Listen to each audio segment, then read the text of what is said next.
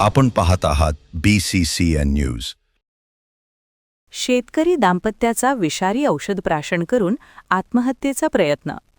पतीचा मृत्यू तर पत्नीवर उपचार सुरू. मेरा बुद्रुक येथील घटना. सततची नापिकी आणि कर्जबाजारीपणाला कंटाळून एका शेतकरी दाम्पत्याने विषारी औषध प्राशन करून आत्महत्येचा प्रयत्न केला. या घटनेत पतीचा मृत्यू झाला असून पत्नी मात्र सुदैवाने बचावली आहे. ही घटना 10 फेब्रुवारी रोजी सकाळी अंधेरा पोलीस स्टेशनच्या हद्दीत येणाऱ्या मेरा बुद्रुक येथे उघडकीस आली आहे. मृतक शेतकऱ्याचे नाव संतोष सखाराम दाभाडे, वय 34 असे आहे. त्यांच्याकडे मेरा बुद्रुक येथे 2 एकर कोरडवाहू जमीन आहे. जमीन कमी असल्याने कुटुंबातील सदस्य स्वतःच्या शेतात काम करण्यासोबतच इतरांच्या शेतात मोलमजुरी करून उदरनिर्वाह करतात.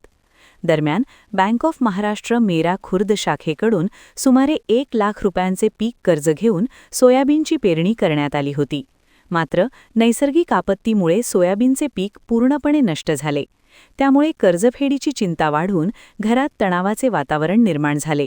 या नैराश्यातून संतोष सखाराम दाभाडे आणि त्याची पत्नी यांनी टोकाचे पाऊल उचलत आपल्या राहत्या घरी विषारी औषध प्राशन केले.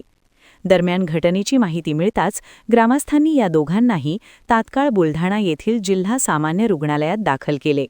मात्र उपचार सुरू असताना संतोष दाभाडे यांचा मृत्यू झाला, तर पत्नीवर सध्या उपचार सुरू आहेत.